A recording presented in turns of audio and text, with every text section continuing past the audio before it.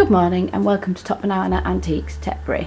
Today's item is an antique circa 1820 carved bone domino set. So this is a prisoner of war item carved from lamb bone, which would have been readily available to prisoners, and as you can see it's been beautifully done.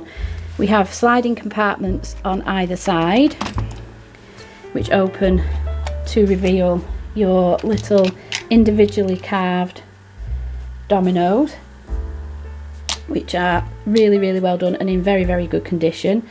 And then we also have a central compartment which again has a sliding bone lid, and in there we have some tiny little carved dice. So there are 2 dice,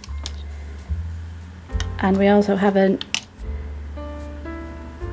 hexagonal spinning dice like so, which is amazing. It's simply beautiful, and you can imagine the work that must have gone into this.